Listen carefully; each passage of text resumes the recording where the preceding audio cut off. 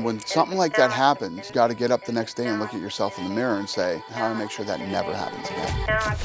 Sage Steele, pioneer female journalist. She's outspoken, controversial. One of the only dissenting voices out there in mainstream media.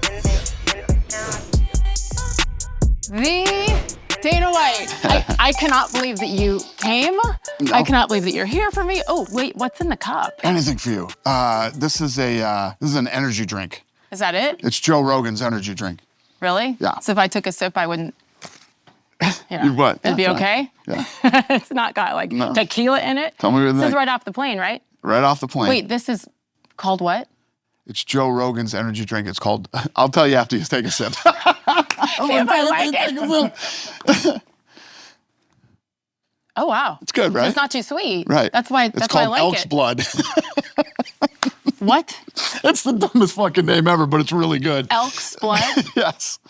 Yes. Oh, great. Yeah. I just drink elk's blood. I like to eat. I just wiped off my lipstick. Sorry. It's all right. I like to eat elk. Yeah? I've just There never you go. drank elk blood. Yeah. Well, neither Okay. you still haven't, but But it is really good 100%. because a lot of them are way too sweet for me and like, ugh, you know? Yeah. So this is my weird thing. You have cool kicks, so I won't ask you. Okay, I can never, like, I'm always doing TV, like with this looking professional, but then I can't like get comfy and talk without warm, fuzzy socks. So the question is, Pretty if you are secure, then you would join me with a fuzzy pair.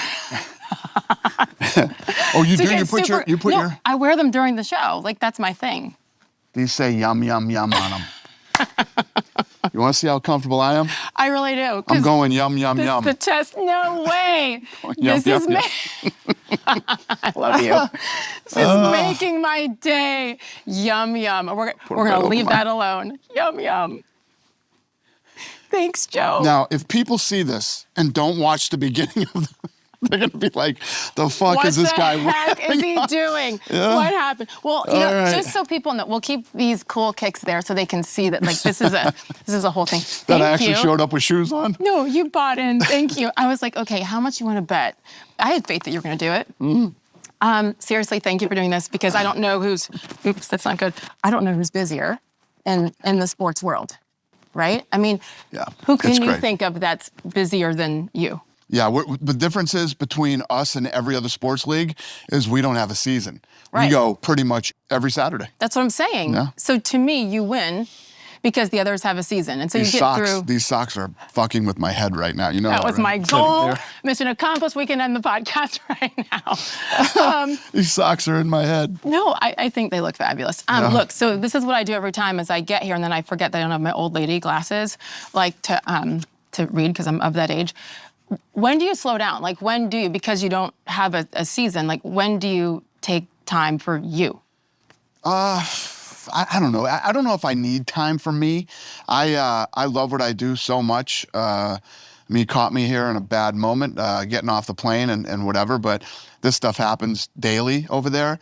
But What do you mean by this said stuff? it, and you're right. I thrive on it. I love it. But you know, I'll go on vacations with my family here and there, and we get our time in, and it's good. You know what I can't say? I can't go on a vacation for more than 10 days. But by day 10, I'm done. It's over, and I can't wait to get home and get back to work. And where were you end of 2023? You were in different countries. I went to Abu Dhabi. Yes. And then from there, I went to the Maldives, and then That's I what went it to was, Bali. Maldives. Okay, and that was part business, part pleasure? No, it was all pleasure. My kid's big surfer, so Yeah. we went on a big surf trip. They all wanted to go on the surf trip, so we did it. We got Abu Dhabi just opened the biggest surf park in the world, and it's incredible. This thing is going to be. I think a lot of people are going to travel there to use this wave pool. It's incredible. Really? Yeah. And Really? the plans that they have for it. Abu Dhabi is one of the most progressive cities in the world. The royal family there they're incredibly smart, humble, amazing people that I've had a relationship with for a long time, and I love Abu Dhabi. It's on my list. It's on my bucket list. You should for come sure. to a fight there. Seriously. Really? Am I Yeah, getting? you should- Am I getting an invitation? Yeah, October we have a fight in Abu Dhabi. You should absolutely come. It's such a cool experience, and you know, to do it around. First of all, nicest hotels in the world. I've heard that. Greatest restaurants in the world. The best shopping in the world. It's off the charts. I mean, everything they do there is first class. What is that? Is it just a completely different mentality about okay, we work hard, we deserve this? Like why is that next level? Because I've heard that. Well, $1 trillion doesn't help. I mean, these guys are probably worth $1 trillion. Endless money, right. for sure. But I just love the attention to detail and quality. But you know what? Normally, what comes with that type of money and that type of power is a level of arrogance and, zero. Less than zero with these people. They are super humble, very smart, amazing to be around. Some of the best service that you'll ever get when you're there. And just, I cannot say enough good things about the royal family in Abu Dhabi and all the people that surround them. Wow. All incredible people. How long's the flight? That's the thing. It's 17 hours. It's a 17-hour flight. Don't you have to stop to refuel? Yeah. Yeah. Yeah. So last time I went there, we refueled in Hawaii, and then the plane went the rest of the way to Abu Dhabi. That's amazing. That's amazing. Okay, on the list, and thank you. Yeah. Here's the thing. I feel like we all, those of us in the sports world, of course, but even outside, really have followed you for so long, and it's easy to kind of go look up and, oh yeah, these are all of his accomplishments. But like, I know there's just a heck of a lot more to Dana White than just UFC. In my opinion, from what I've seen on the outside and from what I've read. But like, the fact that you persevered through so much. Were you kicked out of high school twice? Yeah, I got kicked out of high school twice. Why? I went to a lot of different high schools. Let's just say I wasn't a school guy. I didn't love school. I always knew, for some reason, I say this all the time, but it's the truth. I've been very lucky in my life in that I always knew exactly who I was and what I wanted to do, even when I was young. And I knew school wasn't my thing, that school definitely wasn't going to be my thing. And at that time, I don't know if that's still the narrative that's put on kids these days, but at that time, the big narrative was, if you don't go to college, you're never going to amount to anything, and you're going to be working these type of jobs for the rest of your life. And I never necessarily believed that either. I believed that I knew what I wanted and I focused on it, and I just went after it. And I never cared about money. Money was never a motivating factor for me. Being able to do what I wanted to do was what motivated me. And when you do what you do and you do it well enough, the money just happens. Yeah. So school was, okay, we got to get through it. To your point, at our generation, it's just kind of what you had to do. 100%. But like, where did that confidence, I guess, come from, where you knew what you wanted to do and you're going to make it happen? Was it innate? Did you learn that? No, it was just in me. I never had fear of failing or anything like that. I always had this philosophy. Like, at the time when I decided that I wasn't going to do that job, I was a bellman at the Boston Harbor Hotel.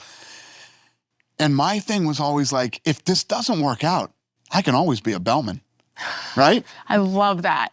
I can be a bellman when I'm 50. I can be a bellman when I'm 35. I can be a bellman whenever I want to be. But can I achieve this other thing that I want? Why not give it a shot? I was 19. Now's the time. Not married. I got no kids. Nothing tying me down. Why would I not go for this right now? And all my other friends are in college, right? You went to college, This though, is going to be my minute, college. right? I never really went to college. I mean, I signed up. I went to a few classes and said, you know what? You were I already enrolled. knew this wasn't for me. Why am I even trying to do this? So I was working the overnights at the Boston Harbor Hotel, and I signed up for classes at UMass. Yeah. So I would take the classes in the daytime, and not for me. Not for me. So how long did you It last? was a waste of money. Totally. A few days. Literally, I lasted that's days. it? Not even a Days. year. I love it. Okay, so you were a bouncer at one point. Yeah. Uh-huh. At the I worked at the what is it? It was the Irish bar Boston, in Boston. downtown, yeah. This is the biggest, most famous Irish bar in Boston that I can't remember right this second. And then laying asphalt? The Black Rose. I worked at the Black Rose. Black Rose. Okay, not familiar. Laying asphalt? Yeah. I was a paver for these crazy Italian guys in Boston, the Evangelista brothers, Tommy, EJ. Yeah, they were. But that was the greatest job I ever had. The greatest job I ever had, because that taught me what real work was. You go lay asphalt and you do construction and pour concrete and these type of things. that's when you really find out what real work is, what hard work is. These people that work construction and paving and things like this, they get up every day and they work hard. So like me, like people say, I work hard. I saw a quote from you where you said Stephen A. Smith works hard, and I agree with you. Hard work, hard work. It's relative. Yeah. You go spend a couple weeks following a construction crew, and they'll show you what hard work is really all about. Blue collar. Like those guys, without those men, and more women now, I mean, we're not able to get through the Big Dig in downtown Boston. Like that's the entire infrastructure of just one city. Absolutely right. Yeah. Absolutely right. The guys who really do this, they build the roads and build the tunnels and build your houses. That's work. So do you think that before then, you're a teenager, you're young, and you're like, okay, whatever, I have dreams. But then you saw that, and what did that make you want maybe more than before? Well, the thing is, for some people that come out of, some kids that grow up with money, this is the scenario for my kids now. My kids, it's impossible for my kids to grow up the way that I grew up, right? And it's just never going to happen. It's impossible to do. But your kids have to have those jobs when they're young, when you're 18, 19, 20, 21 years old, that you realize you learn things from.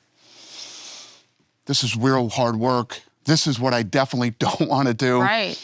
Maybe I want to do this. You have to have these kind of jobs to sort of form who you are and what direction you want to go in. So my son Aiden, he worked at U-Haul, and the phone calls. How old is Aiden? When was this? This was Aiden was working at U-Haul last year, like the last couple of years, and Doing what? I get these phone calls, doing everything. He had to fix taillights. He had to unload trucks. He had to move trucks and do all this stuff. And the phone calls I would get from him, I would be like, "This is awesome. No This way. is awesome." Yeah. So he decided that he didn't want to stay in college. So he had to take these different jobs because he was working on this business of his own that he's been trying to build. But you can't just build a business. You got to have money. You got to make money. You got to do this. So I'm trying to lead my kids in the right. And the U-Haul job was the greatest thing to ever happen to Aiden. I love it. It's. And he feels that way, not just dad. I don't know if he feels that way yet, but in 10 years he will. No, but you said that he called and he liked it. No. No, he called me and said, "You can't believe what I had to do today, and you can't believe this." And I believe. I believe. I've been there, son. I did it. Did you have to help him get the job, or did you say get a job and he found this? Like No. He went out and actually applied for these jobs. He went out and had to put in applications, had to apply for these jobs. You want to hear something hilarious? Yes. And I'm not shitting on their business. I love their business and completely respect their business. But he was looking for jobs in California. Let's just start there. So he goes to In-N-Out Burger. Okay, he's going to work at In-N-Out Burger, a business that I have nothing but respect for in the way that business is run, yes. how it was built, everything. But he's interviewing with the lady, and she says, "So what are some of your hobbies?" And he's like, "I like to box." "You're a violent person." He's like, What? "No, I'm not a violent person. I just like to box." Didn't hire him. Shut up. Yeah. I like said, to box. Yeah. So Hello, California. I said, "That's what you're going to get in California, buddy." No way. 100%. Okay, would have been kind of amazing to see your son flipping burgers at In-N-Out. Yeah. Right? Well, hell yes. He would have had to wear the whole gear. 100%. Yeah. But you know what? In-N-Out Burger is one of the most efficiently run companies on the planet. Everybody, I've seen all this stuff online. I own a burger company. I own Irv's Burgers. I didn't know that. Yeah. So oh my gosh. Yeah. So I said, this will be great for him. He can get in there and learn the burger business from the best. I mean, these people are the best at what they do. And everybody that I've seen that has worked at In-N-Out Burger has had nothing but good things to say about working there. Yeah. Wow. Then not one, I've never read a negative thing. They talk about how clean it was, how well it was run, and how well they were paid. The list goes on Environment. And what the leadership, that tone that they set, right? Which is exactly what you've done at UFC. Did they end up finding out who dad was? Who? Where at? For your son at Aiden at U-Haul? No, I don't think they did. I don't think they did. That's really cool. Yeah, my Like kids don't really do that. My Yeah. kids aren't. Yeah, they're Well, and not. sometimes it isn't like, not like, Well, do you know my dad? It's my just son in Dana. conversation. It's tough for Dana to, but Aiden. Hey, you have the same name as? He's like, yeah. Aiden and gotcha. Savannah. Yeah. Good job, Dad. Giving him that pressure. Bronny James Jr., like same thing. Yeah, trust me. We debated. I didn't want to name him Dana, but my wife did. So. Yeah. Yeah. Hey, there are worse names for sure. I mean, I think he's probably honored, and especially as they get older, because he's how old? He's 23 now. So the ages are 23, 22. Yep. And then my daughter will be 18 this summer. Will be 18. Okay. Is she leaving this summer, or is she going to be a senior? She'll be a senior. Yeah. Okay, so this is it. Yeah. How do you feel about that? With a little girl, too. Yeah, no, listen, me and my daughter are super tight. Yeah. And I'm one of these people, like when my oldest son first left, it was very weird and I didn't like it at all. Then you get used to it. And now I'm at a point where I'm happy for them. They're gonna go on to the next chapter of their life, and the only thing I want for my kids is that they're happy. I don't care what they do for a living. I'm not one of these guys that's like, oh, you got to go to med school and be a lawyer and all this other bullshit. I literally want my kids to be happy. I don't care what they do. As long as they're happy. One of the things I did when they were very young is I got them into surfing when they were babies. Yeah. I love the whole surf culture and everything. I hope one of them or all three of them just become surfers and just travel the world and surf and don't give a shit about anything. Great. That I would be happy for them if that was their deal. I expect nothing from them except to be happy. What a blessing to have a parent that thinks that way, as we know a lot of kids. I mean, the pressures that so many of these kids are under externally and then even at home. But I think, well, actually it would have been hypocritical of you, right? To say, based on the decisions you made at that age. 100%. Yeah, and they know those stories. Yeah, I think that Dana, Aiden is on his path right now. He's about to sign a really big deal with a really big company that he's going to become 50-50 partners with. And this thing could be huge for him. Jeez. And it was all off his concept and what he's into. He's big into comics and Marvel and all that stuff. So he's on the verge of signing a very big deal. To do what? That has nothing to do with me. So what's interesting is, as we're getting into I'm obviously involved in negotiating the deal, but I said, we were just 3 days ago on the phone with the company, and I said, what do you expect from me? And they're like, we expect nothing from you. Listen, if you want to help, wouldn't mind, but expect nothing from me. So this is him and his partner did this thing together, and when you awesome. say comic books, Marvel, like the creation of comic books, like what exactly? I mean, an incredible business that continues to just boom. So what my son turned me on to is anime. Yes. Okay, so my kids are obsessed. That's why I'm asking. He's into anime, and he cut this huge deal out of Japan, the whole thing. And he's telling me that he's saying, anime is supposed to be like a $500 billion business over the next 5 or 6 years. And he's got this concept, and his concept was dead on. One of the major comic book companies in the world is into it, and they're getting behind it. And has nothing to do with me. I mean, if you put me on the phone with these guys, I have no idea what I'm talking about. I don't know anything about anime. I don't know anything about the comic book space. It's all him. So that's beautiful. Like so that's a victory right there, because whatever you and your wife Ann did, right? Like instilled in them appreciation, yes, but like something in here to go get it. Yeah, it's all him. Yeah, not me. But all three of my kids, I'm happy with them. They're all beautiful. Dana he doesn't know what he wants to do yet, so he's in school. He's a senior this year at USD, and then he's going to go to grad school.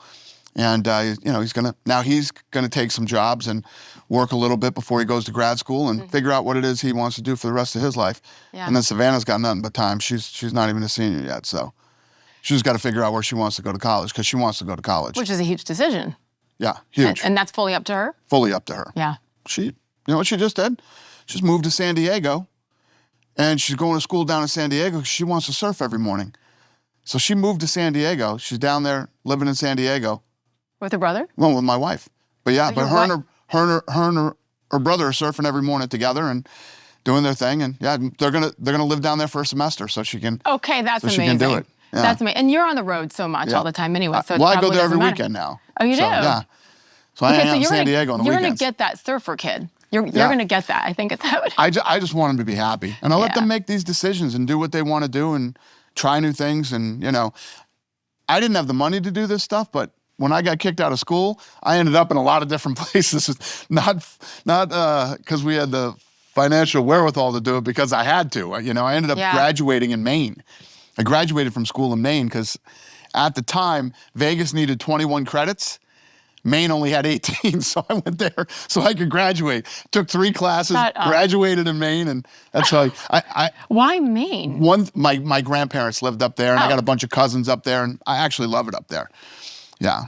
You're like, they only needed 18. I'm gonna finish it here. I was just on a podcast talking about. Did you hear about this team up in Maine? They're a basketball team that's crushing all the other teams. So now the league that they're in or whatever is trying to impose I don't know how. Like for scoring, like a max, that they might not be able to play certain teams and things like this because they're too good. Here we go. Yeah, so I literally called the doing? coach this week and said, let me tell you what, your kids are studs. I love it. Keep kicking everybody's ass.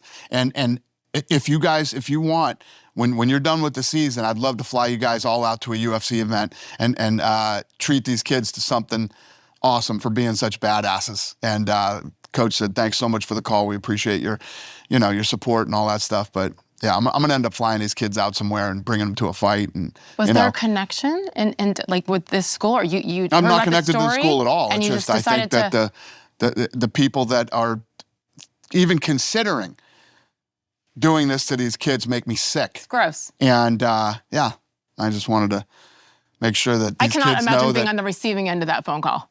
Like, that's so cool. You're like, the coach is like, excuse me, is this a prank? And the fact that you want to go to that length 100%. to let them know, because that's the beauty of sports. It isn't just about winning. I mean, yes, winning and losing, but the lessons that you're learning there to not take your foot off the gas, right? Hell no. You go. And guess what? Destroy teams by 100 points if you're capable of doing it. If that's what you're capable of doing, then do it. 100%. And to try to take away this killer instinct from these kids is absolutely disgusting. You know? Michael Jordan, I don't ever want to meet him. Don't ever want to talk to him. I love Michael Jordan. I love Michael Jordan. I love the killer that he was, everything about him. When I watched The Last Dance, I watched The Last Dance 3 times. Yeah, so good. And I wear his shoes, his socks, still to this day, and just all the things that I hear about Michael Jordan, even the bad stuff that I hear about Michael Jordan, I love. Yeah, so, it's fine. Yeah. I get into debates a lot. People are always like, you meet somebody at a restaurant and it's always some guy like, okay, what do you think about this and this and this? And that always comes up, LeBron or Michael. And I'm like, okay, you can kind of be a prisoner of the moment, and maybe I'm a prisoner of that moment, of the 90s. But I was able to cover him a little bit, Pacers-Bulls series in the mid-late 90s and Eastern Conference Finals. And, just in his presence was a little intimidating as a young reporter, to be honest with you. Then worked in D.C. When he was with the Wizards in the front office. And then when he's like, screw you guys, let me show you how it's done. And I'm going to come down and show you, young Kwame Brown, how it's done. And I don't care if I hurt your feelings. Loved it. People were so upset over it, right? But I always say you can debate, I guess, the X's and O's and the basketball prowess and all of that. What Michael has that nobody else has ever had to that level is that killer instinct. And never accepting anything less from anyone else around him. And if you don't bring it, he's going to let you know. And to me, that's the intangible that others cannot come close to match. Kobe, I think Kobe is probably the only other one, maybe. You're right. And you're absolutely right. I love the line in there where he's talking about, everybody's talking about how mean I was and I was a bad guy. They all won championships too, didn't they? Yeah, exactly. You're welcome. Exactly. Yeah, you're welcome. Right. What are we here for? I know. Why are we doing this? Are we just here to, We're wasting our time. 100%. Absolutely. I love that about Jordan. And then the whole LeBron, Michael Jordan and LeBron couldn't be any more opposite, in my opinion. And I don't judge anybody by their politics. This is America. Whoever you are and whatever you believe in, knock yourself out. But one thing about LeBron, LeBron is one of these guys that became a massive superstar overnight. You never hear anything bad about LeBron. You might not like his style of play. You might not like his politics. You might not like whatever. Guy's never in trouble. No. He's obviously, a great father to his kids. He's obviously a great husband to his wife. I mean, there isn't too many things that you could say about LeBron that are bad unless you just don't agree with them politically, which is ridiculous anyway to judge somebody on their politics. Exactly. To me, it's there. If you can't separate, then I don't want to have that So conversation with you. So true. But also, he's about 40, and look what he's been able to do Yep. for so long at that level. Still competing at a high level, takes his job seriously. There aren't too many bad things you can say about LeBron Right. James. Go for it. But I respect him very much. I do too. Jordan is just my fucking. I love Jordan. I love Jordan. How have you not met him? I don't want to meet him. I get that. I actually like that. Yeah. Every time I've met somebody like that, it's like crap, ruined. If there was anything that ruined the love that I have for Jordan, I don't want to meet him. I don't need to meet him. I feel like the two of you in a room together would be just a great. I'd love to be a fly on the wall. That's all. That'd be a hell of a conversation. I'm a huge Michael Jordan fan, man. Can I go everything. back to like asphalt pavement laying Dana White to businessman Dana White today, and how you have evolved in that role as a leader of thousands? Sure. How? Like how have you gone from that kid who knew what you wanted to be great, but to be responsible for so many? What sort of happened to me is all throughout my life, I didn't go to college, barely got 18 credits in high school. I was always really good at learning, I guess you would say, on the job, or learning from other people around me, or learning from things that I've seen and things that I've experienced. And, I would have to say that I've always gone with my gut. I've always been very instinctual in things that I've done, including going through COVID and a lot of things that a lot of other people didn't agree with. I mean, everything I've been involved with are things that people don't agree with, from fighting, the UFC. I think about it that way. When we bought the UFC, everybody thought it was, a bad idea. Even with the Fertittas, Fertittas obviously were big believers. They invested heavily in this thing, but the people around them, all the people that we were the redheaded stepchild of the Fertitta portfolio. I can tell you that. Everybody believed that the Fertittas were going to lose all their money on this thing, but the Fertittas were solid and believed right into Power Slap. What was more hated and shit on than this over the last year? Oh my gosh. This business has exploded in 1 year. It's been 1 year and 2 weeks. And this thing is one of the biggest things I've ever been a part of.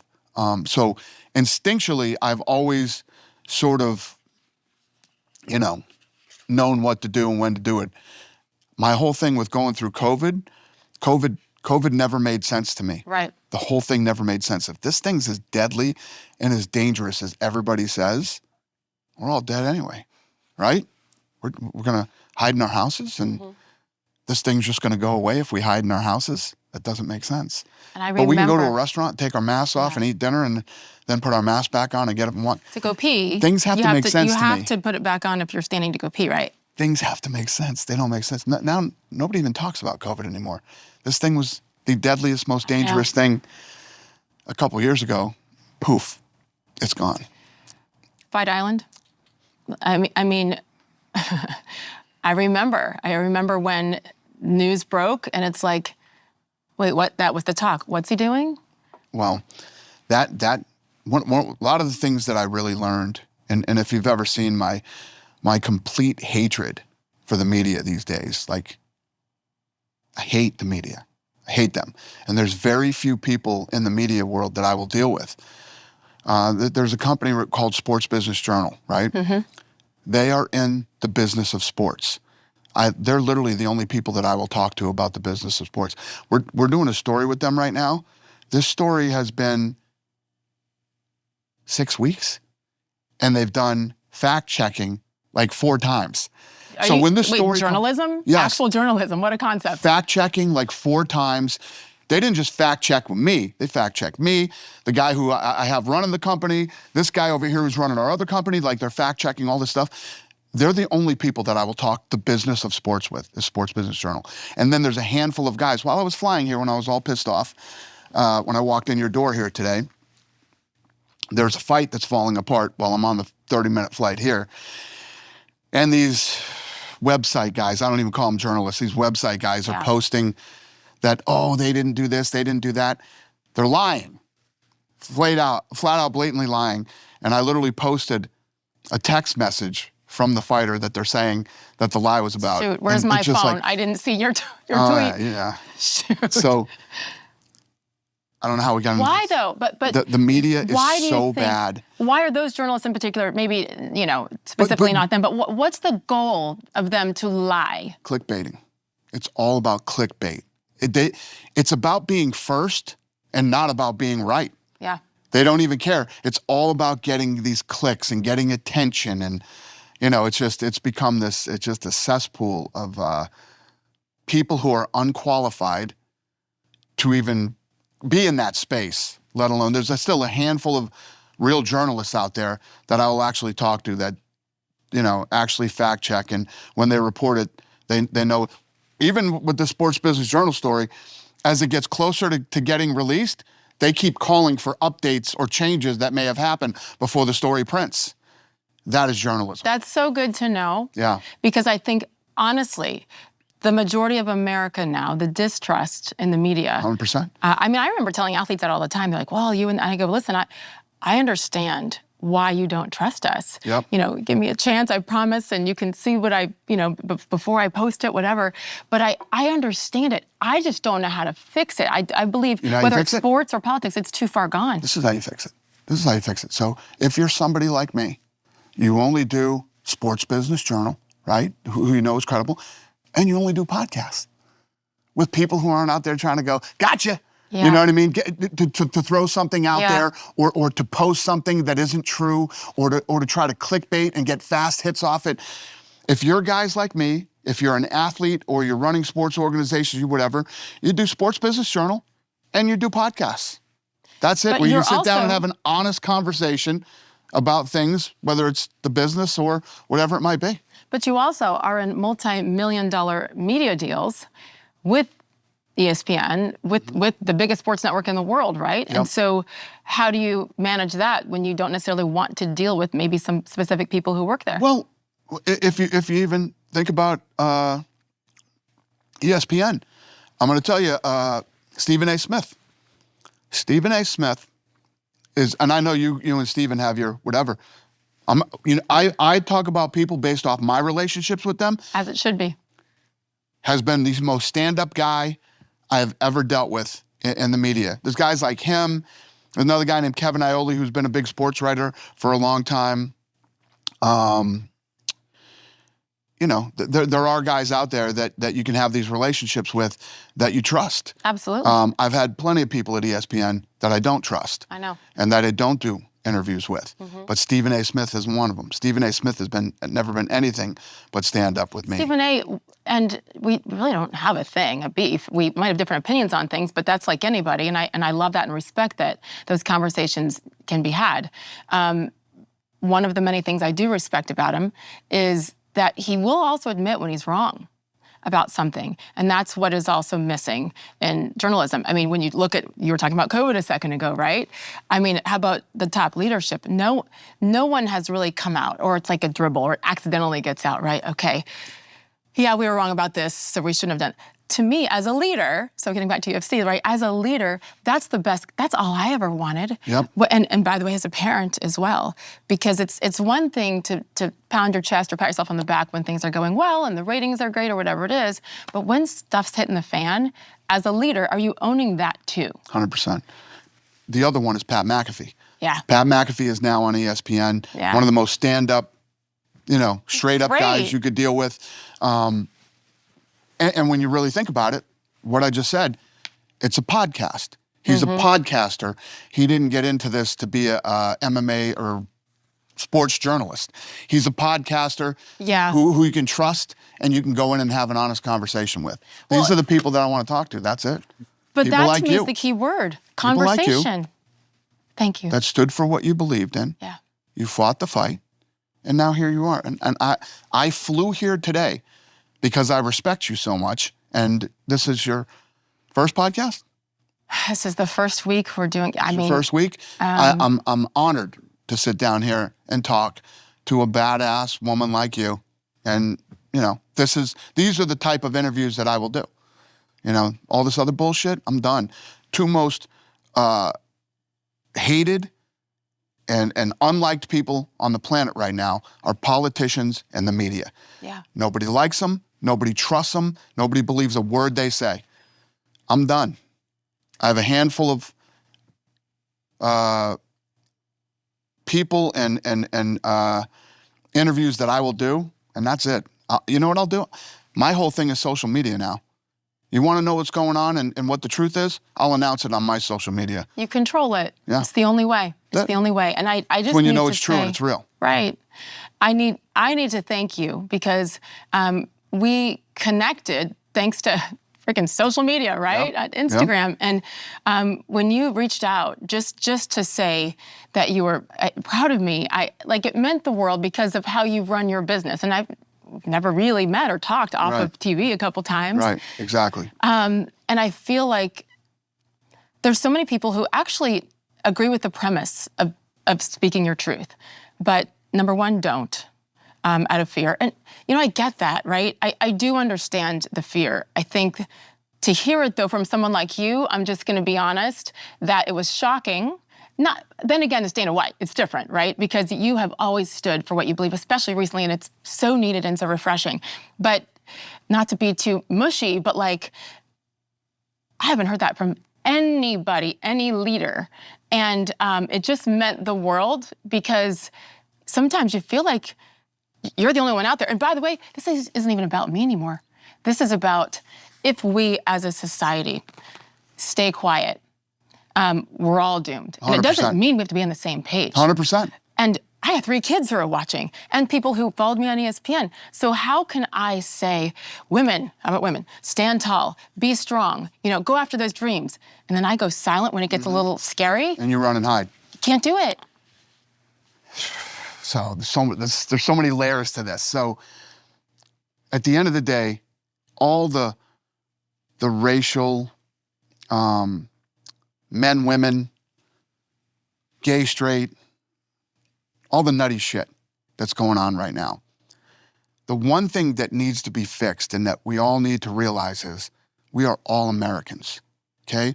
We are all Americans. And the minute everybody realizes that, and this whole weird fucking narrative that's going on right now about these people who hate our country, right? This is the greatest place in the world. It's not perfect, never gonna be perfect, nothing's perfect. But that's how I always think of myself. I always think of myself, I'm an American, right? And all these other people like you and everybody else that lives here, we're all Americans. And we have to stand up and we have to tell the truth. And I heard you say this a few days ago too, where you're saying, you know how many people I know in this industry that reach out and say, thank God you're doing this, because I wish I could do this.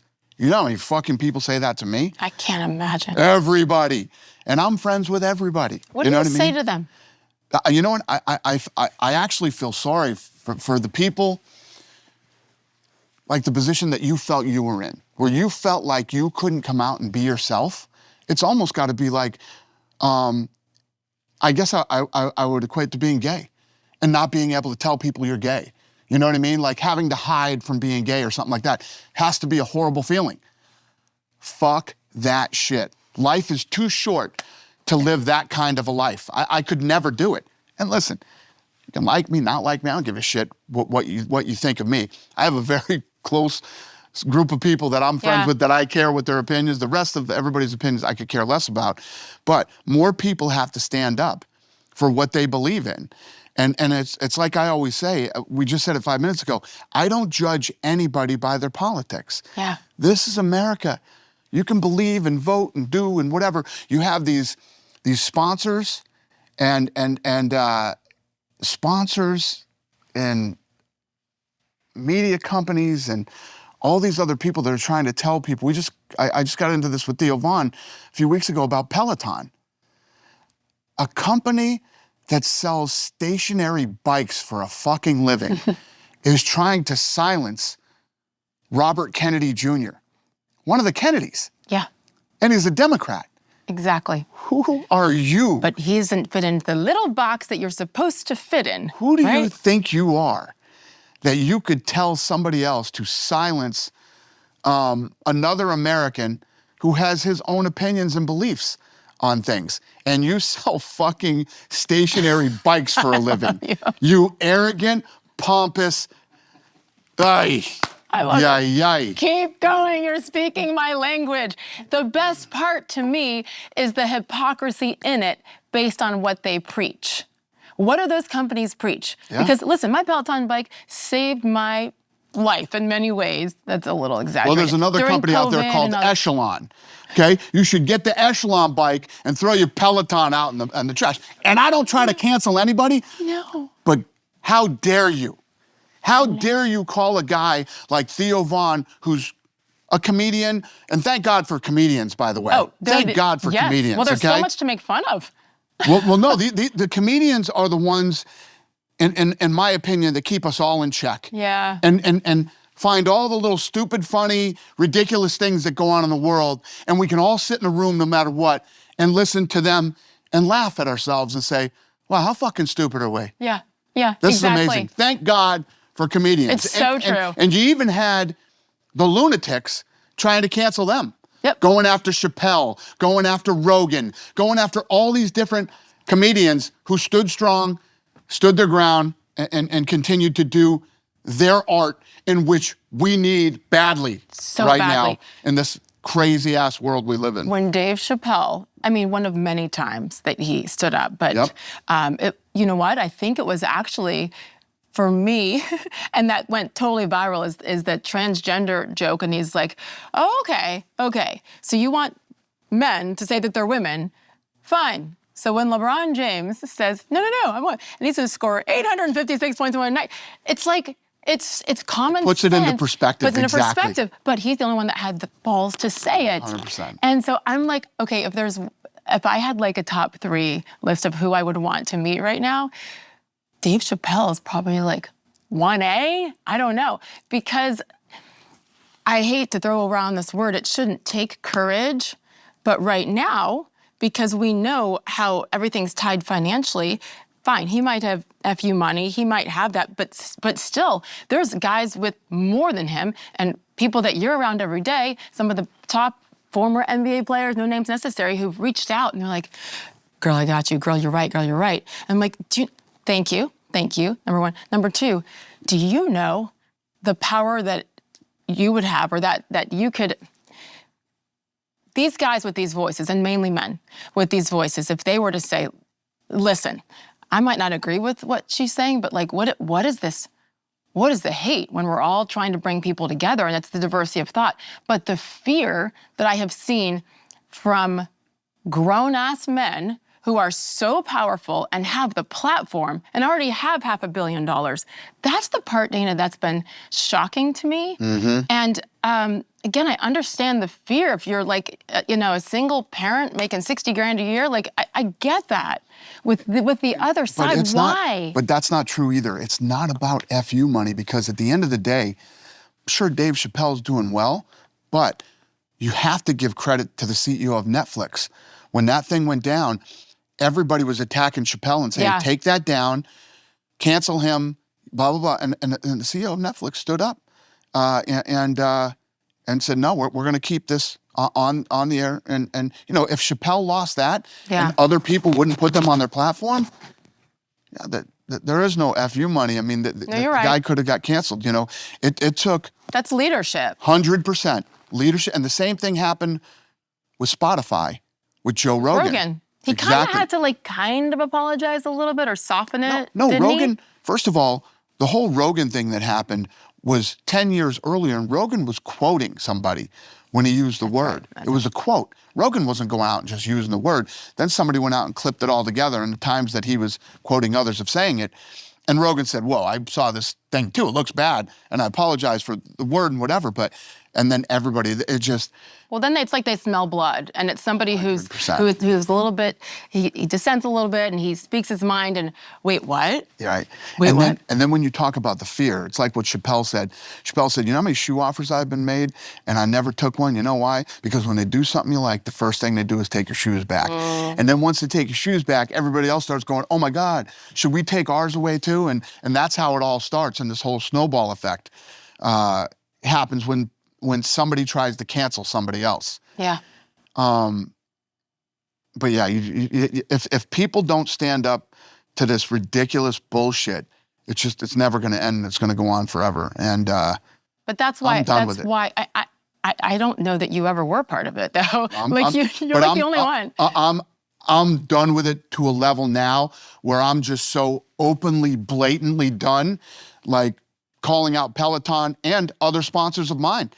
I was with some sponsors too that called, and I was like, go fuck yourself. You've talked about that recently. Yeah. And take your money, roll it up into a little ball, and shove it right up your ass. Because I'm done. I don't want your money. I don't want this kind of money. What did they say? Lots of things. They called me. They called me when I posted a video on my own social media about Trump. They called me about Joe Rogan. They called me about going through COVID. Called me about if somebody stubbed their fucking toe, they called me on the thing. And finally I got to the point and said, I'm fucking done, guys. So then, when it was time when our contract was up, there was a big number on the table, and I said, take that huge number, roll it up into a little ball, and shove it right up your board of directors' ass. And?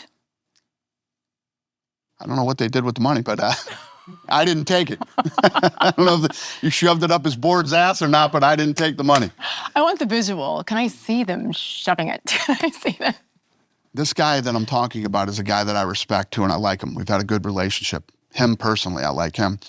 Literally walked into my office during the negotiations and said, my board of directors is losing their patience with you, or something like that. I said, these arrogant motherfuckers. I said, have a seat. And I walked through the whole history of our relationship. And he said, but Dana, there's X amount of money on the table right now. And that's when I literally said to him, I said, well, here's what you do.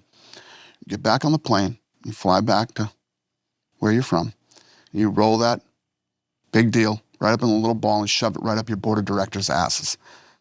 Fuck you. I don't want your money. I'm not taking your money. If this was recent, do they not know you? Like, that's what's confusing to me. It's just, you know what? I think that there's a level of arrogance Yeah. with these people. There's a level of Peloton guy. Could you be any more fucking arrogant? Peloton guy, right? It's gross. And these guys too. And there's lots of people out there. They have money and they think that they have a certain level of control, Yeah. and that they can come in and tell a guy like Theo Von or the UFC or me or many, many other companies out there, I'm sure. And this is what they're in fear of. I mean, was it you again? I got all kinds of quotes from you today.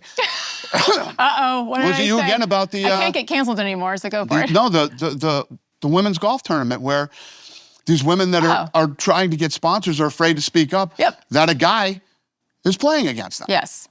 Because they're young golfers who have nothing, who are trying to qualify, and if they speak up, the sponsor will drop them, or they're looking for a sponsor, and then they're afraid that they won't ever get one, and then their dream is gone. So they have to go in and play against the guy. And don't women hit off shorter tees and stuff? That's the whole thing. So this guy I don't know a lot about on golf. women's tees. I'm not a big golf guy. I'm not a big fucking golf fan, but I know they hit from shorter tees, right? Yes. And they got to play against the guy. That's why it's all BS. And here's the thing. One thing I've always said, for over a year now, because I was still at ESPN when I started to speak out, and then I was told stop. But I'm like, no, because I've been part of uplifting women and ESPNW and all of these things for my entire career. And oh, by the way, as a woman, starting in this business in the 90s when there were no other women in locker rooms, et cetera, I've been pro-woman, and all of a sudden you're telling me to be quiet? Right. Stop. So number one, I'm like, where are my where are my women? Right. Where's the girls? Where's the women who have fought with me and the youngsters that we have helped pave the way for? And by the way, long before me, the Robin Roberts of the world, Title IX, we've fought for all this for so long. If we as the women of the sports media would stand up and come 100%. together, beautiful. There's two. Me and Samantha Ponder, Yep. who's still there, and she's brilliant and Riley strong Gaines. and courageous. Yes, but as far as the Riley's the Athlete. best. By the way, at 24, she could talk circles around me now at 50, much She's less brilliant. 24. Brilliant and so brave and strong. Yep. But I said, if we don't come, let's help these athletes that we claim to care about come together as women of the media. Silence. Okay, that sucks. The athletes, unfortunately, are going to have to do it. I You do got Charlie wonder. Arnault too. Charlie Charlie's Arnault. great without kick, yes, and she's a former ESPNer as well. Charlie's awesome, so strong as well, and saying things. She's finally able to have her voice also. I'm like, go girl, I love it. Unfortunately, it's going to take these female athletes to not play, 100%. and that's pathetic. By the way, the dads in the room. Where are you? These high school volleyball teams, and there's guys out there. I know there's no way, if your daughter's on that volleyball team and there's a boy across the side of the net, you're not letting that. My military father would never have let it happen. So yes, they need to stand up, but I'm wondering where the big bad men are. Yeah, thank God my daughter cheers, okay? Because if she That's a played sport. some other sport, then it would be a huge issue for me, and it would be a massive distraction in my life because I would go guns a fucking blazing, okay? 100%. We have to. And you can be whoever you want to be, and you can believe you are whatever you want to believe. I always say this is America, you do your thing, but men cannot compete against women. Period. It's ridiculous, and it's common sense. It is. And that's all I'm asking for. This is I'm not asking Republican for or Democrat. It's this not has political. nothing to do with any of that I shit. know. You know what I mean? I believe in life is too short. Live your life. Be whoever you want to Yeah. be. Do whatever you want to do. You can't compete against women. Period. And you can't go in their locker rooms either. It's not right. This is common sense. I know. This isn't political. This isn't hatred. This isn't any of that. I don't hate any trans people. I don't hate any gay people. I have many gay friends whom I love and respect. And it has nothing to do with that stuff. It's about Do you know common that sense. the first time last summer when I was speaking out about it, Megan Rapinoe went in Time magazine and was talking about the people who are a danger to the trans athletes, and she named 3 people: Dave Chapelle, Martina Navratilova, and me. I'm like, well, that's pretty good company. Who are inciting violence against trans people by what? By standing up for women's sports. No one's mentioning anything about trans athletes. And oh, by the way, we have to address that because they deserve a space too. I think it should be like an open, so you have female and you have open, okay? Start a And- league. Fine. By the way, it's funny, it's not going the other direction of women trying to go play in the NBA or anything else, and that's fine. We can leave that alone because it's obvious as to why. But I thought, isn't that funny? Just by stating the obvious, the common sense, the facts, we're anti-trans and inciting violence. So again, It's if we ridiculous. It's the like dumbest thing I've ever heard. Stupid. It's stupid. But I was like, I do love Chappelle. I finally got in the same sense as Dave Chappelle by idiot Megan Rapinoe, you who should be. incites hatred on her You own. should be. You're strong. Well, it just you're wasn't the goal, though, Dana. The goal is obviously to, when you realize you have this platform, I never could have dreamt of anything going this way, but it's like, if I don't, as a woman who made it, with tons of valleys and mountains along the way, I better do that, because if not, then what? By the way, enough about me. Another thing I loved about you, and still do, but I mean, it's a relatively recent transaction, is with Bud Light. Because initially, obviously you get so much pushback, and it's like, well, Bud Light, and what are you doing, and what they have said and done. And it's almost like, first of all, business-wise, yeah, when a company's down, yeah, they're freaking desperate. And if they're gonna pay a lot of money, why wouldn't I take that? And that's simplifying probably, but from an outsider's perspective. But number 2, maybe more importantly, people can make mistakes. And people, I think, deserve second chances. And even if it's a big corporation, because the actions of one don't define the entire company. And I loved that you gave them a second chance. What was your mentality behind You're that? always going to have the crazy The crazy's on both sides. You got crazy on the conservative side. You got crazy on the liberal side. But basically, you know, we were just talking about it here. When I am doing these deals now, I'm only doing deals with people that I'm aligned with and people that I really want to be in business with. And when you look at Anheuser-Busch as a company and as a whole as what they do, you know, and I've said this publicly before, but they spend almost $1 billion a year with U.S. farmers for their products.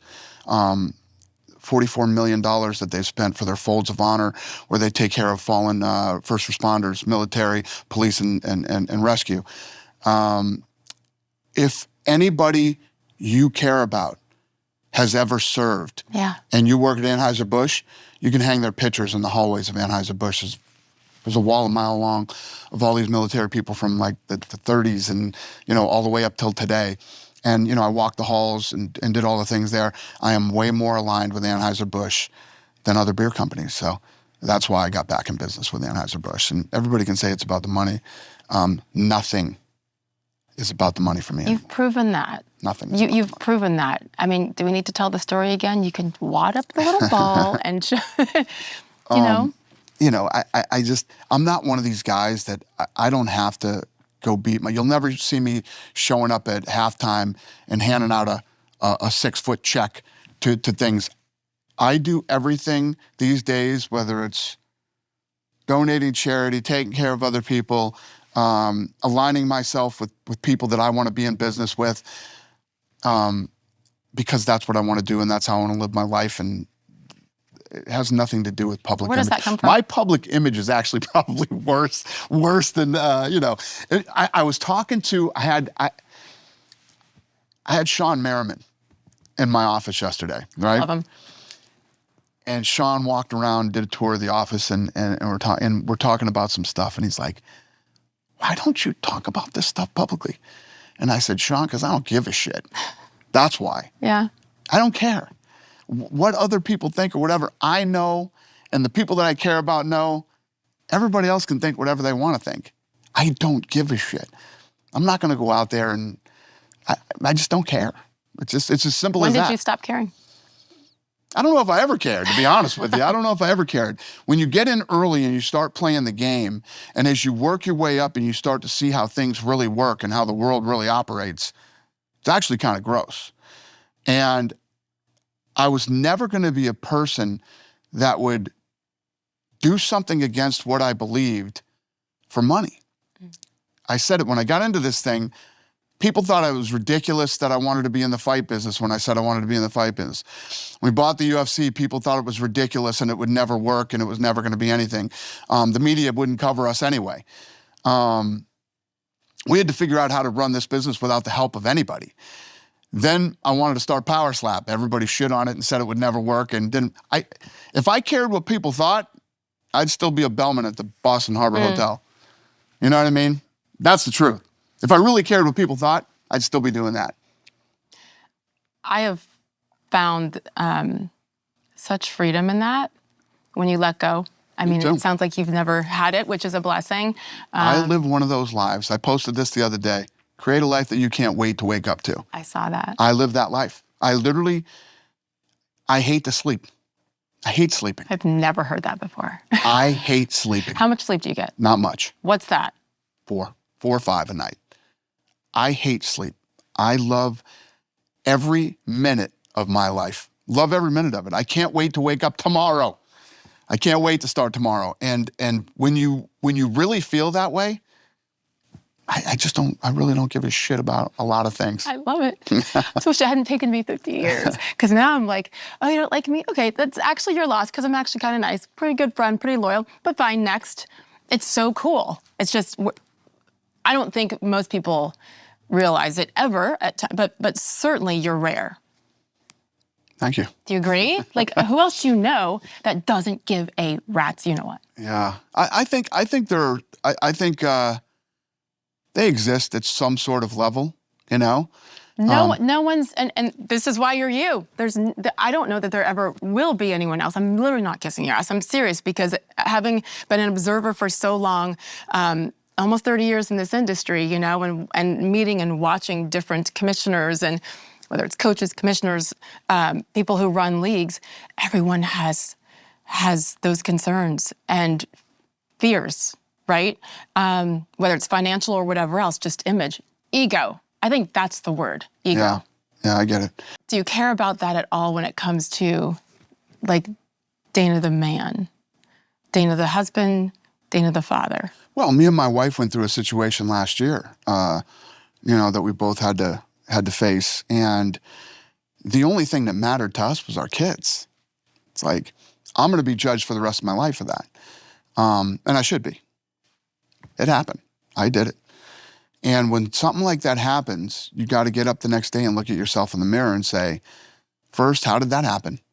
And how do I make sure that never happens again?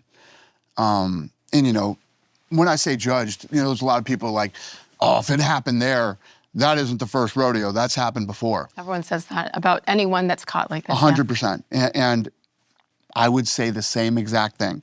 Not judging people the same. I would say the same thing. But at the end of the day, here's the truth. And you know this, and everybody else in the world that has kids know this. Your kids know exactly who you are. If you're a racist, your kids know you're a racist. If you are, do things like that to your wife, your kids know you. The list goes on and on. Nobody knows you better than your kids do. They lived it. They live in the house, for 18 to 20 years and see what they see. And my kids know who I am. My kids know what I'm about. That's the only fucking thing that matters to me. You know what I mean? So when that situation happened, we had to deal with our kids. Fucking media, you think I give a shit what they fucking think? They can all kiss my ass. My kids were the focus and the priority during that situation. And Dana, my oldest, didn't talk to us for like 4 days. Really? And, we got through it with them. But at the end of the day, kids know who you are. And you owned it. You came out right away, publicly, and owned it. I mean, there's nothing else you could do, I guess, when something's on tape. But still, the words that you said and you used stood out. It was. There's never any excuse. This is on me, and you mentioned your children too. That's the only that was the most important part of it. That was the only thing that mattered to me and my wife. Nobody wants to see their dumb drunk parents slapping each other on TMZ. You know what I mean? So it is what it is. And when you saw it on TMZ, what? No, it was bad, but it happened. Yeah. And it needed to be dealt with. And when I was going out talking about it publicly, and you got the media asking you about apologies, and we apologized. We apologized to the people that we needed to apologize to our kids. That's what we did. And when I had to talk about that stuff publicly, and I'm comfortable talking about it publicly.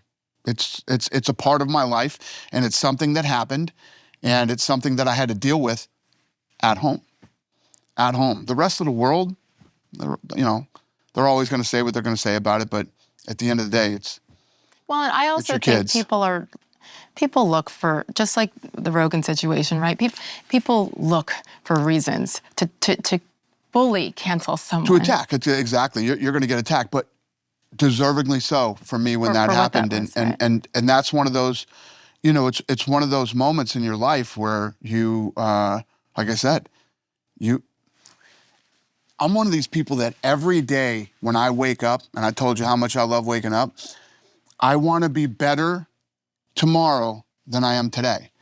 So when that's your mentality and you wake up after a night like that, you have to have a serious sit down with yourself and say, how did that happen? And how do I make sure that never happens again? And I handle it. How are you better then from that? I made some decisions in my life that I could guarantee that would never happen again. I made some decisions in my life and things that I needed to fix with myself to make sure that never happens again. And that will never happen again, no matter what. And most And important. me and my wife have known each other since 8th grade. I We've was been gonna friends say, you since were 8th grade. babies. And we've been married for almost 30 years. So, you know, it's weird.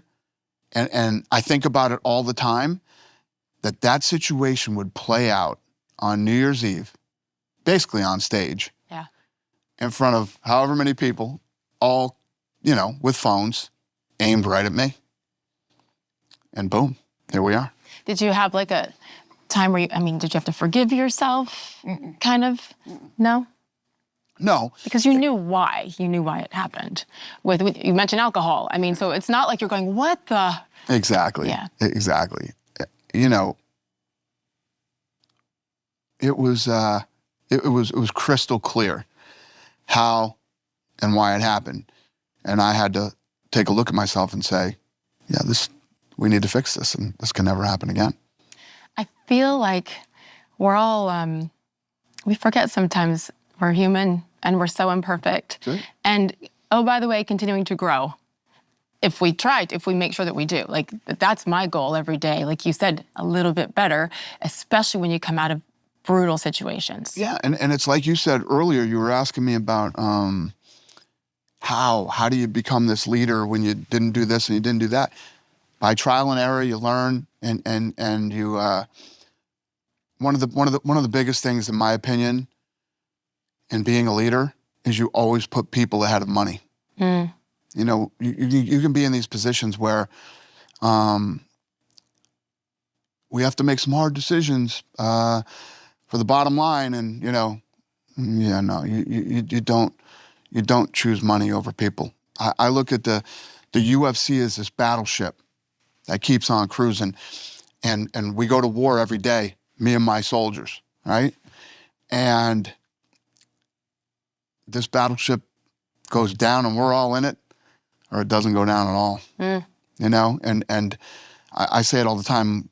When it was time to go through COVID and I made the decision that we were going to do it, my crew came with me and we did it. You know, I'm sure people were scared and people were unsure of you know, what might happen, but they believed in me enough to know that I was going to do everything possible to make this as safe as it could possibly be. And when I said it's time to go back, we all went back, man. And if you hadn't established trust long before then by your employees, right, they wouldn't have gone with you. They wouldn't have done it. And your business would be completely different right now. I agree. So I hope that every once in a while you can be like, you know what?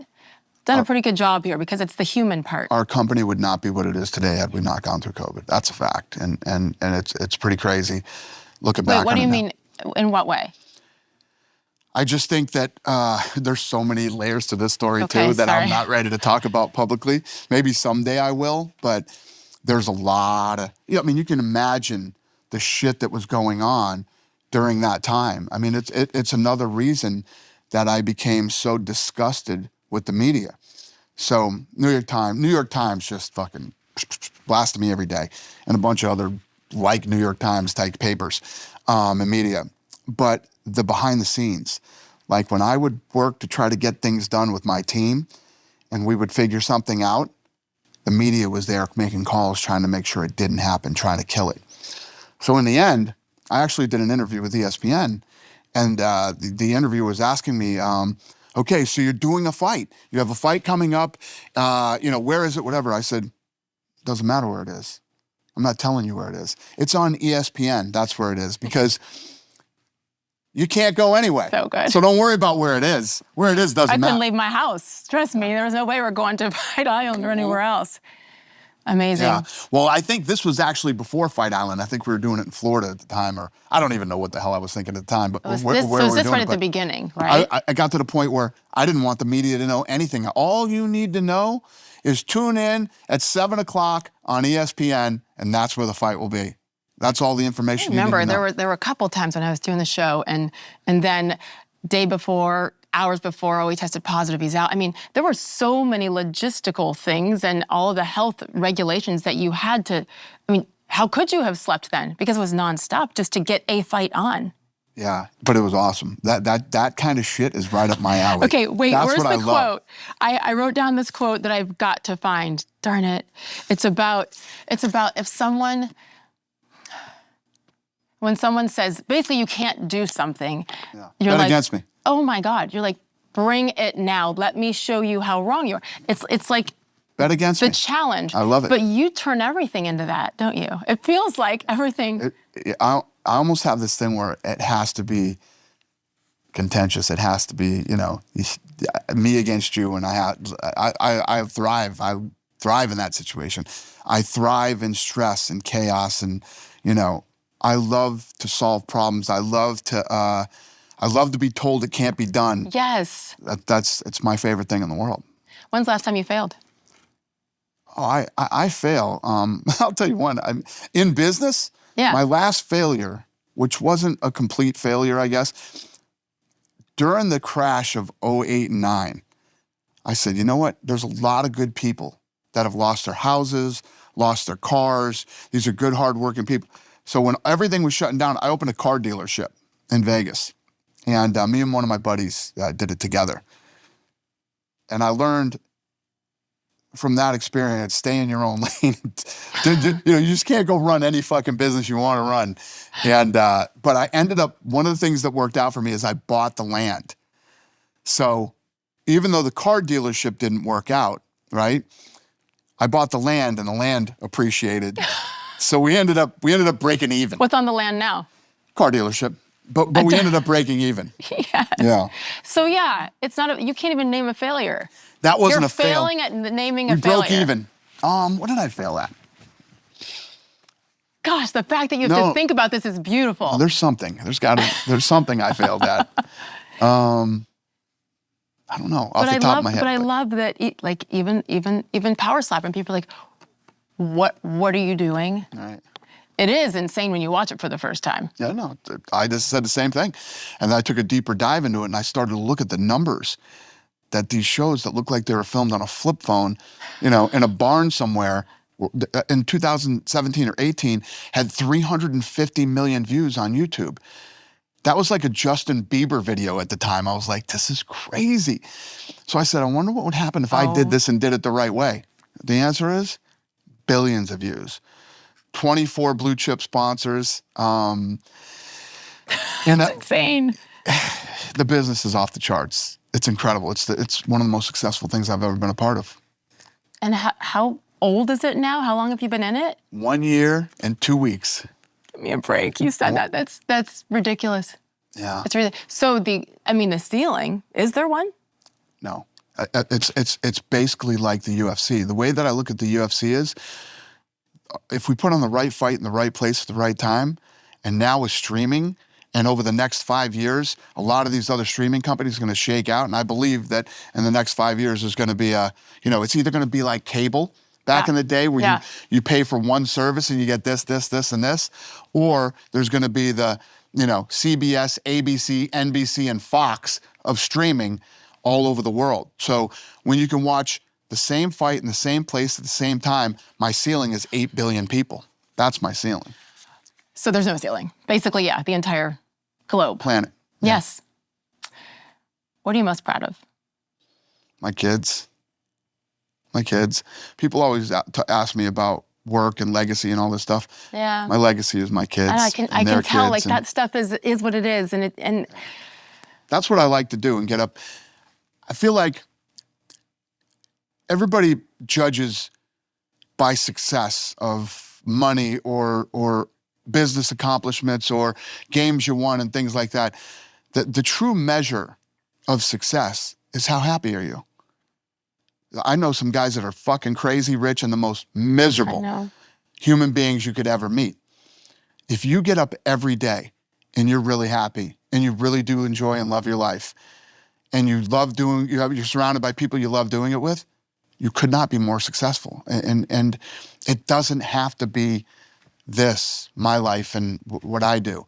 It can just be your own version of whatever makes you happy every day. That is the key to success. It's so cool, again, from afar to see, though, like the loyalty that you've created. And so you're happy, but you're making others happy too. Forget about who's all the billions of people watching your product, the people that have entrusted you with their livelihood, with their careers. So you're helping endless people. I saw an interview the other day, and I don't know who he was. I don't remember. I would absolutely say it right now. But it was basically a guy that was talking about his employees. It's one of the major companies out there, tech company or something.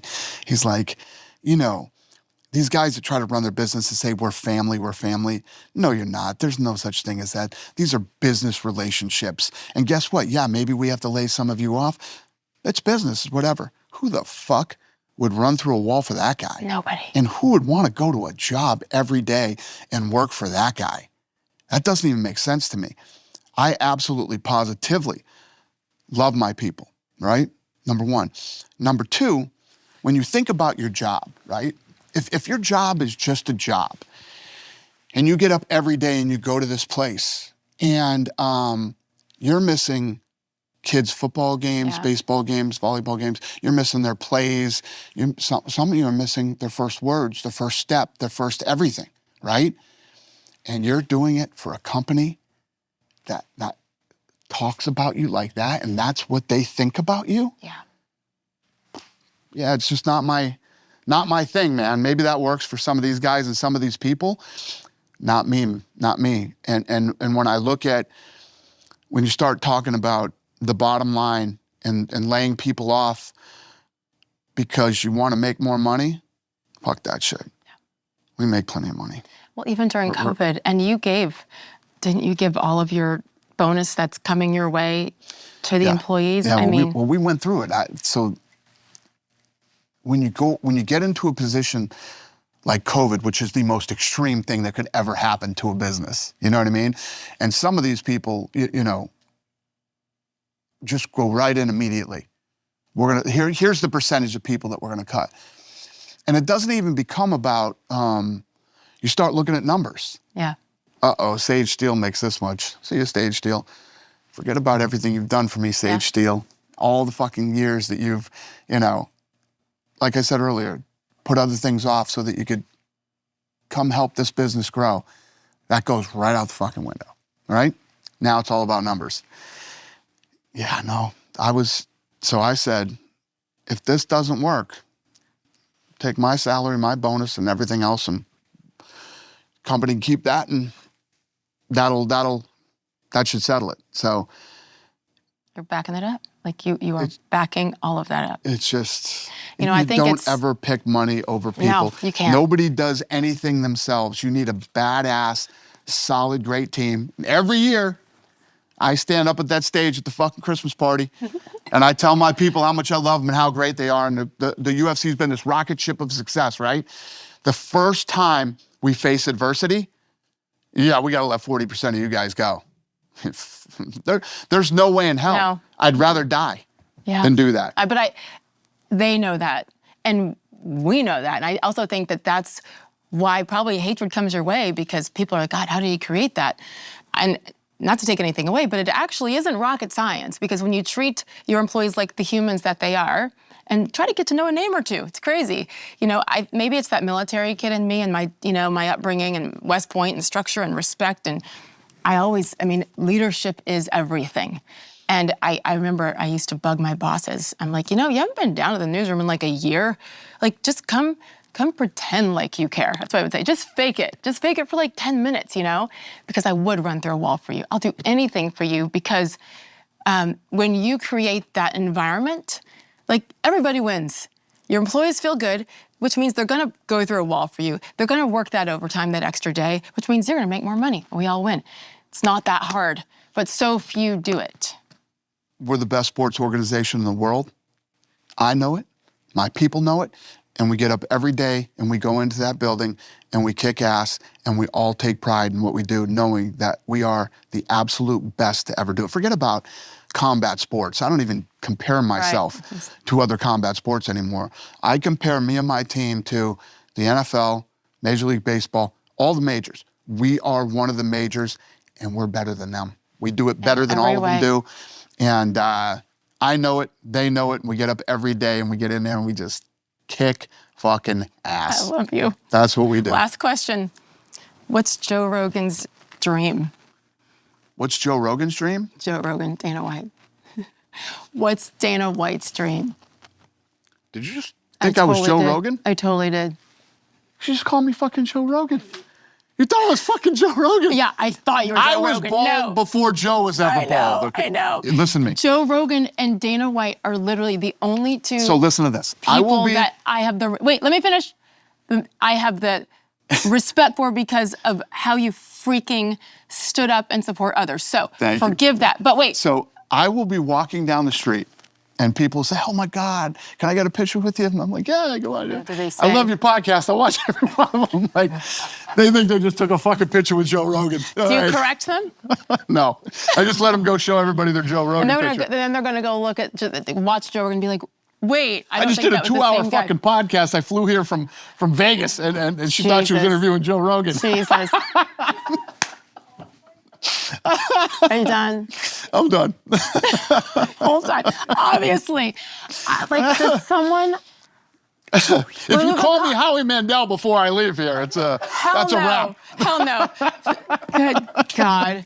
I mean, listen, you know, hasn't been called Candace Owens lately. So All us white bald guys look alike, so it makes sense. usually it's all the black conservative Funny, girls because funny you there's just two say of that. us. So I'm in the Edit! no, Edit! I'm in the Mirage one day, right? And this fucking guy comes running up to me in the Mirage. He's like, oh my God, Dana White, I'm the biggest fucking fan ever. Da, da, da, da, da. I'm like, oh, thank you. We're hanging out, whatever. And his wife is down the hall. He goes, honey, look. And she goes, Howie Mandel? Swear to God, that fucking happened. That there's not even any resemblance. White bald guys, Thank we all you. look alike. No resemblance whatsoever. Thank you very much. I will say this. You've done it all. Do you still dream? Yeah. I guess my dream is, you know, the way I look at my business and my goals and my life, whether it's now, you know, I've gone on this whole health kick over the last 2 years, getting healthy, and I'm always Cold tub and painful stuff. all that stuff. I can't watch. I'm addicted to all of it. But basically, it was like I said to you before. I'm always trying to be better than I was today. Tomorrow, I want to be better than I am today. So how do I achieve that? And I set these short-term goals, whether it's a year, 2 years, 3 years, depending on what it is in my life or my business. And I guess my dreams would be to reach these goals that I set for myself in my life. That's it. It's not that I dream. Dreaming doesn't get you anything. Setting goals gets you everything. Dream, not goals. Yeah. Yeah. Dreams don't accomplish anything. Goals do. So I set these You're right. goals Yeah. that I guess you could call them dreams. It's just a different way of approaching it. Is that like the girly way? I have it. Well, my dream now is, yeah, I know. It is. I don't goal. dream, I set goals. No, it's worked. The most impressive thing is that you put on yum socks. I did. For the last hour and a did. half, and you have rocked them I like did. nobody else with the camo. Like they completely clash. Can I just say something about all this free? no! I've had a goal. Howie Mandel. To fight, I do this. Oh yeah, I read that about you. I read that about you. This has been my Did you dream. just hear my story? This has been my I goal. cannot. I'm in the Mirage. This Yeah. guy walks up to me, Dana White, I can't fucking believe it. Holy shit, I'm your biggest fan. I'm like, oh, thanks, Ted. He goes, honey, look. Howie Mandel, she says. All us how white many bald times- guys look alike. We do. Me, you, and Joe. my We're ending the podcast and she calls me fucking Joe Rogan.